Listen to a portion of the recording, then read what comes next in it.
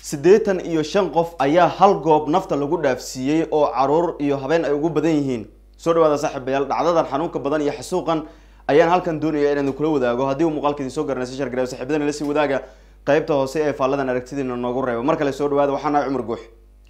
wadanka Suudaan gaar ahaan magaalo lagu magacaabo Galgaan oo ka tirsan gobolada dhexe ee Suudaan, si gaar ah gobolka lagu magacaabo Sinaar, waxaa la tilmaamay in saacada ka hor halkaas lagu dilay oo waliba kooxaha ka soo horjeeda militariga dowladda wadankaasi ama ay caalamku aqoonsan yihiin ku dileen 85 ruux oo la sheegay inay ugu badan yihiin haween iyo caruur aan waxba galabsan. magaaladan lagu magacaabo Galgaan ay ku sugnaayeen waxaana ay kamid yihiin dadka rayidka ah ee dagaaladii ka dhacay caasimada wadankaasi ee Khartoum ka baxay. qaarkoodna waxaa la sheegay inay halkaas deegaan ku ahaayeen. dad goobjoogayaal ah ayaa warbaahinta la hadlay, waxaana ay sheegeen in halkaas dhibaatada ka dhacday ay ahayd xasuuq bini'aadanimo oo ay geysteen ciidamada sida gaarka ah ee calooshood u shaqeystayaalka ay caalamku u aqoonsan yihiin iyo militariga wadankaasi xukuma, kuwaasi oo la tilmaamay in ay doonayeen in ay dhac, kufsi iyo dil ka geystaan tuulooyinkaas misna magaaladaasi. laakiin shacabka deegaanka ayay iska caabin kala kulmeen maalmo ka hor.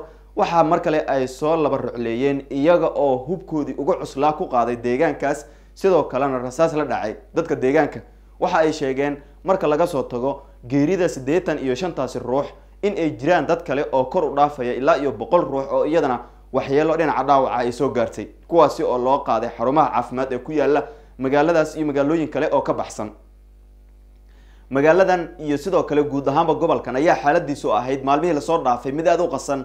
shacabka Suudaanna waxa ay bilaabeen in hubkoodii guryaha u yilay ay la soo baxaan si ay isaga caabiyaan dadka amaba kooxahan weerarka ku ah ee uu hogaamiyo General Dagalo, maadaama wadankaasi Suudaan laba generaal ay isku haysato. generaal kamid ahna ay caalamku u aqoonsan yihiin in halkaasi xukunkeeda uu hayo misna uu xukumo, waana General Burhan oo dhawaan ka badbaaday isku day dil oo ay markaasi u maleegeen kooxaha kale ee kasoo horjeeda ee gudaha wadankaasi Suudaan ay markaasi ku wada dagaalamayaan.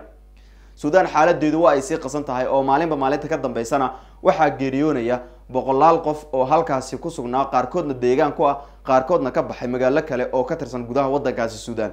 mana jirto ilaa iyo hadda xal rasmi ah oo ay gaareen dhinacyadu. midba midka kalena waxa uu ku faanayaa in dhul ballaaran uu ka haysto, oo haddii awoodiisu ay intaasi kasii badan tahay uu qabsan lahaa dhulal kale oo ah kuwa ay haystaan. laakiin wax jawaab ah oo weliba kasoo baxaya labada generaal ma jiro oo lagaga hadlayo xasuuqan loo geystay 85 qof ee halka goob lagu dilay ee gudaha wadankaasi Suudaan. inta badan waa xasuuqii ugu abid badnaa ee gudaha wadankaasi Suudaan ka dhaca, waana hal maalin oo la dilay 85 qof wax ka badan. sidoo kale dadka xarumaha caafimaad loo qaaday ayaa iyagana qaba qaarkood dhaawacyo aad u culus, waxaana la warinayaa in dadka qaarkiis laga yaabo in halkaas dhaawacii soo gaaray ay u geeriyoodaan. marka laga reebo Falastiin, ma jirto wadan kale oo xasuuq intaan la eg uu ka dhacay. Falastiin sidaan wada ognahay maalin walba gantaalo ayaa lagu weeraraa dadka shacabka ee muslimiinta ah ee iyagana dhagxaanta ku dagaalamaya. dadka geeriyoonayana waxay u badan yihiin haween, caruur iyo rag da ah oo qaarkood halkaasi ku sugan oo aanan ka bixi karin guryaha ay ku sugan yihiin. guud ahaanba saaxiibayaal, xaaladda Suudaan oo iyadana isbedel uu ku yimid tan iyo markii halkaas laga qabtay Umar Hassan al-Bashir oo muddo soo maamulayay wadankaas oo afgembi lagu qabtay. ciidamadii militariga ahaa ayaa laba qayb u kala baxay. qaybna waxa ay ka soo horjeesteen militariga ay caalamku aqoonsan yihiin ee General Burhan uu hogaamiyo, qaarna waxa ay la safteen kan uu hogaamiyo General Dagalo. wuxuu ku soo koray saaxiibayaal, guud ahaan saaxiibayaal arrintaana barnaamijyada wararkeena dambe ayaan idinku soo gudbin doonaa.